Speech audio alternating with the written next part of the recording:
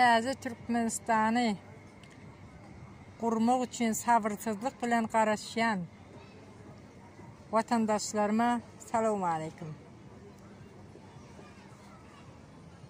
Koronavirus Türkmenistan'da pazarlap, qaynap duran vaxtında, halk sinek yalı qırlayan vaxtında, koronavirus yok deyip haramuldan qorxan, gözü açılmadık vatandaşlarıma da salam aleyküm.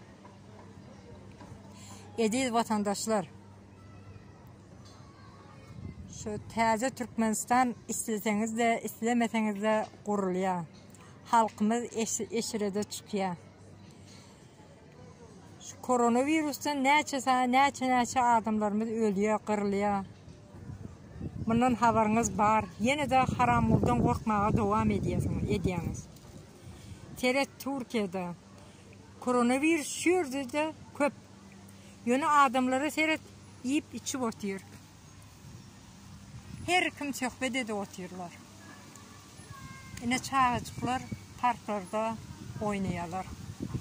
Ataları, eneleri yanında o yerde oynuyorlar. Geziyorlar. Edil ediyorlar. Sebebi ne için diysen? Türkiye devleti önüne alıyor. Her bir keselin önüne alıyor. Halkını düşünüyor. Kurbanlı bizi Türkmenistan halkını düşünen yok. Olduğuna Talibanlara buğday uğratmak bilen, un uğratmak bilen Türkmenistan'a humanitarne kömeklik gelen pulları, dermanları, Talibanlara uğratıyor. Talibanlar kim? Bir adam öldürüp gören bir vahşi, dinsiz.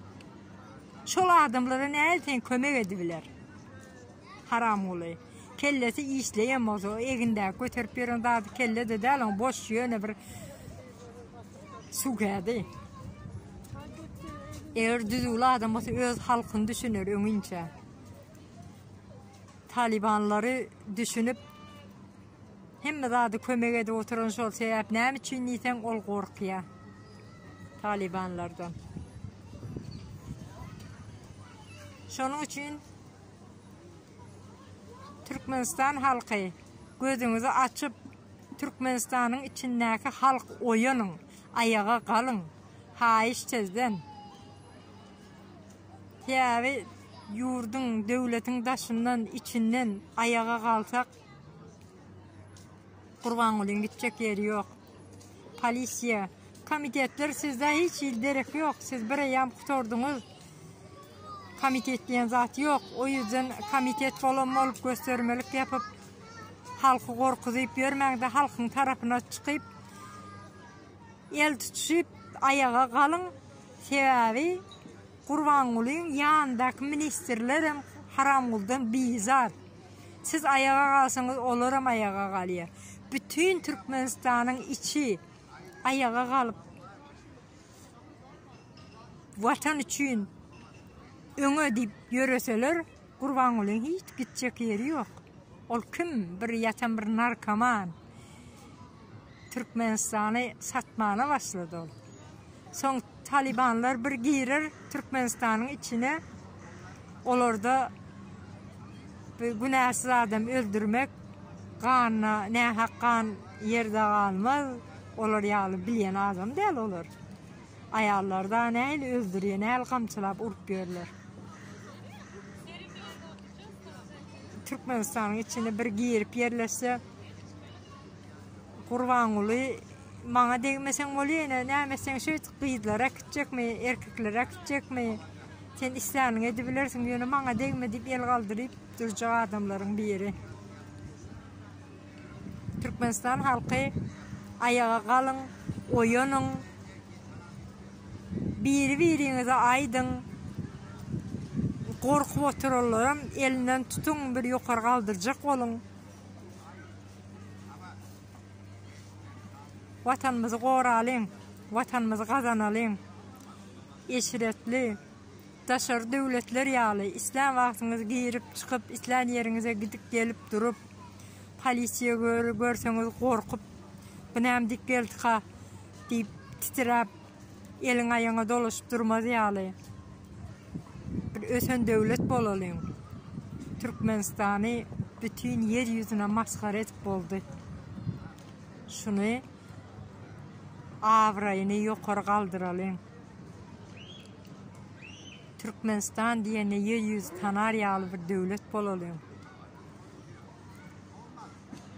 Öýümizde yarım kilo etimiz bolsa, şoň yarımyny goňşymyza berip paýlaşyp ýelim.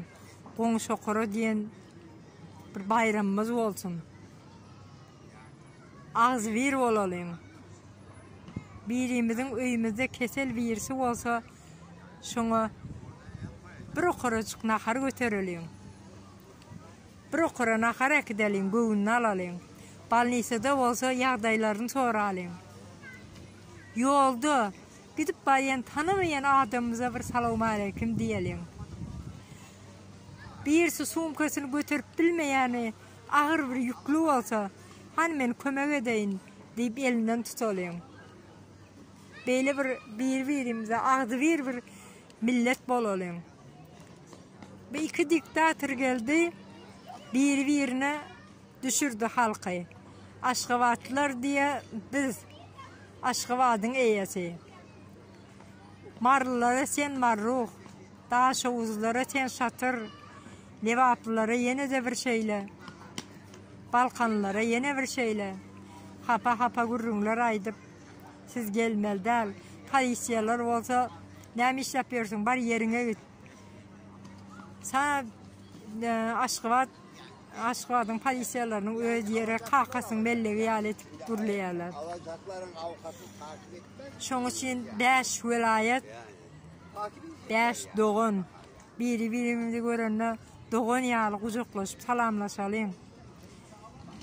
Başga bir yerden, Lewapdan daşawuza mehman gelse, ýa-da Mardan Lewap'a mehman gelse, Aşgabat'a mehman gelse, beýle bir begençlik bilen garşylalyň bir-birimizi. Goňşymyzyň öýüne mehman gelse, biz hem öz öýümizde mehmançylyga çağıralyň, tanışjak bolalyň, dogan boljak bolalyň. Gadyrly watandaşlarym, meniň diýjeklerim mundan ibarat. Agzbir bolmaga çağırýan, gözümüzi açyp häli oýany bilmäni, ananyp bilmäni, Türkmenistan nereden gurulýar diýip yorum ýazan watandaşlarymız var. Olara da oýanyň diýesim gelýär. Türkmenistany gursaňyz kerpiçi menden diýip üstümizden güljek bolup duran jahil watandaşlaryma da ýüzlenesim gelýär. Senem gözüňi aç. Soň Türkmenistan, täze Türkmenistan gurulan wagtyna utanmajak bol.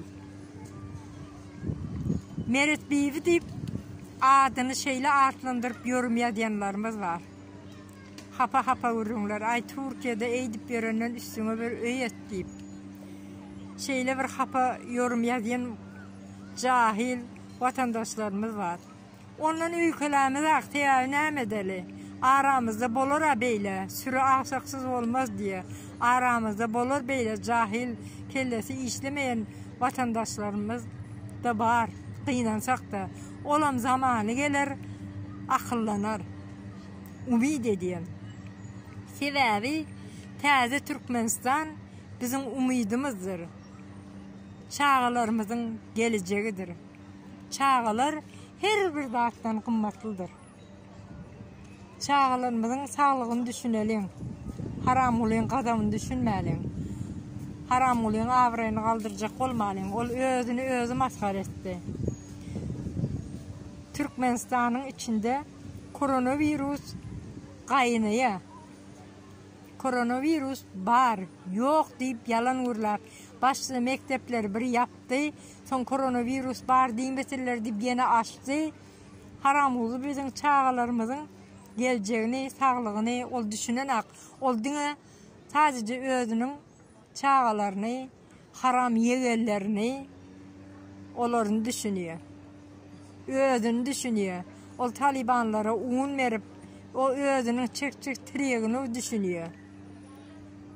Şonun için halk özümüz ağzı bir olup vatanımızı kazanalım, çağlarımızın barmağına tüken batsa bizim ennamız sızlasın. Öküzün şahına olsan ennam sızlar diye. Bir yerde bir Türkmenistanlı bir zat bolsa, Aňyr başındaky Türkmenistanly onun için çaba sarp etsin. Özbegi yok, Türkmeni yok. Hemmemiz bir doğun. Türkmenistan'ın içinde bolundan soň biz Özbek bolal, Türkmen bolal, Tatar bolal, Kariş olsun, näme millet bolsa bolsun Türkmenistan'a bir erwetlik gelse hemmemize deň gelýär. Türkmenistan'ın içinde koronavirüs gelse hemmemize deň täsir edýär olur. Şoň üçin millet hem aýyrmalyň, ağzı bir bolalım, özbegimiz, Türkmenimiz yok, hemmemiz ağzı bir bolalım. Ediz vatandaşlar, ağzı birligi elden bermäliň. Hoş, sağ olun. Sağlıkta görüşelim, ediz vatandaşlar. Çağlarımızın geleceğini düşünelim. Türkmenistanımızın täzeden gurulmagy üçin elimizden gelenini edelim. Goşandymyzy goşalyň. Aziz vatandaşlar, hoş, sağ olun, sağlıkta görüşelim.